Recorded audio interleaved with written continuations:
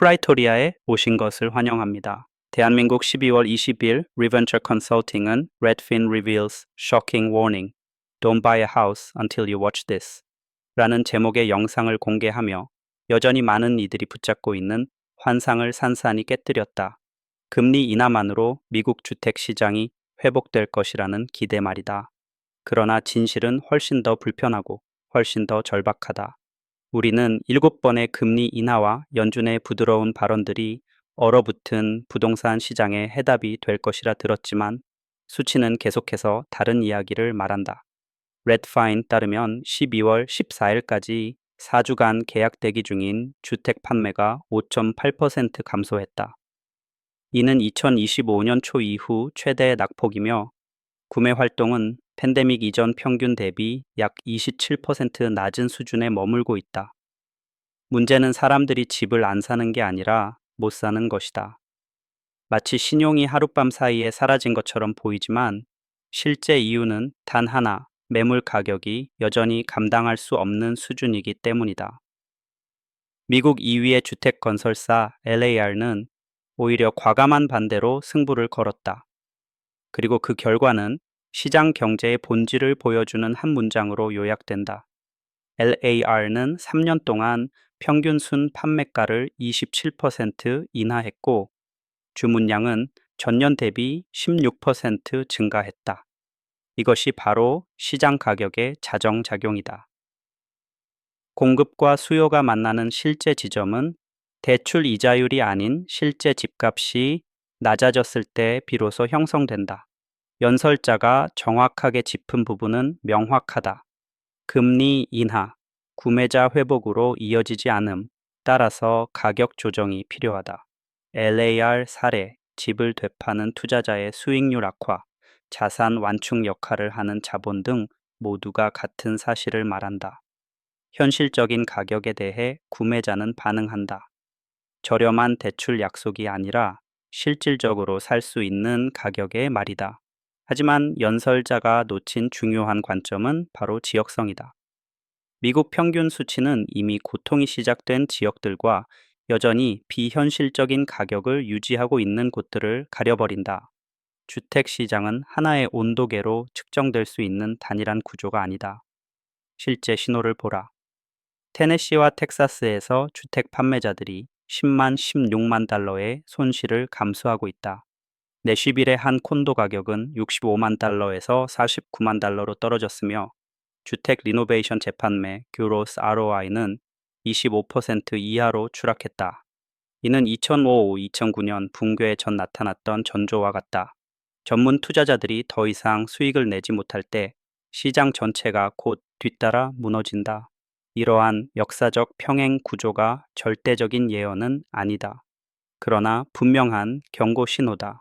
왜냐하면 되팔이의 수익률이 먼저 증발하면 구매 당시의 수익성 계산이 무너졌다는 뜻이고 이는 시장 전반의 가격 조정이 다가오고 있음을 의미하기 때문이다. 그러나 2008년과 다른 점이 하나 있다. 현재 미국 가계는 약 36조 달러의 자산 가치 대비 주택 자산을 보유하고 있다.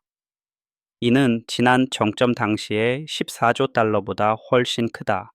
따라서 15-20% 수준의 조정이 온다고 해도 이는 대부분 실현되지 않았던 이익의 재분배일 뿐 가계 재무제표를 붕괴시키는 사태는 아니다. 오히려 이 딜레마가 역설적이다. 눈에 보이는 가격 조정은 접근성과 수요를 즉시 회복시킬 수 있지만 가격 발견 (price discovery)를 거부하는 자세는 첫 구매자들을 여전히 시장 바깥에 묶어두며 시장의 취약성을 더욱 길게 끌게 만든다. 가격이 떨어져야 한다는 연설자의 주장, 논리적으로도 데이터상으로도 옳다. 그러나 현실적인 저항이 존재함도 분명하다. 레드핀의 이코노미스트 다릴 페어웨더는 LAR의 가격 인하가 예외적인 사례일 수 있음을 경고하며 미국 전체의 회복 여부는 여전히 모기지 금리, 재고량, 고용 시장에 달려 있음을 강조한다. 이는 전국적인 재가격화를 논할 때 반드시 고려해야 할 중요한 반론이다. 결국 우리는 불편한 질문을 마주해야 한다. 왜 매도자들은 2022년의 환상에 집착하는가? 누가 가격은 지켜질 것이라는 환상을 유지하길 원하는가? 현장의 리스팅 데이터들이 외치는 가격 하락 징후를 누가 침묵하게 만드는가? 도널드 트럼프 전 대통령도 이 딜레마를 정확히 짚은 바 있다. 지켜보고 있다고 한 뒤 그는 현재 주택 소유자들을 위해 숫자를 낮추고 싶진 않다고 말했지만 동시에 젊은 세대와 새로운 구매자들이 집을 살 수 있게 해야 한다는 필요도 인정했다. 이것이 바로 정책에 묶인 매듭이다. 아직 실현되지 않은 부를 지켜야 하는가? 아니면 접근 기회를 회복해야 하는가? 답은 잔인하지만 단순하다. 가격이 새로운 균형점을 찾아야 한다. 그래야만 현실적인 희망이 생기고 사람들이 다시 시장에 나타난다. 따라서 우리는 금리 인하를 마법의 해결책처럼 여겨선 안 된다. 지역 맞춤형 데이터를 투명하게 공개해 매도자와 정책 기반자들이 하락을 감출 수 없도록 하고 지금의 조정이 과거의 파국을 반복하지 않으면서도 수요를 되살릴 수 있도록 해야 한다. 구매자들은 돌아오지 않는다. 매도자들이 현실을 직시할 때까지 오직 더 낮은 집값만이 미국 주택시장의 수요를 진정으로 되살릴 수 있다. 그것으로 마무리입니다. 여러분, 제 채널을 응원해 주시려면 좋아요와 구독 부탁드립니다. 더 많은 콘텐츠는 제 스포티파이와 유튜브에서 프레토리아 대한민국 이름으로 찾아보실 수 있습니다. 다시 만날 때까지 지금까지 프레토리아 대한민국의 스키피오 아메리카뉴셨습니다.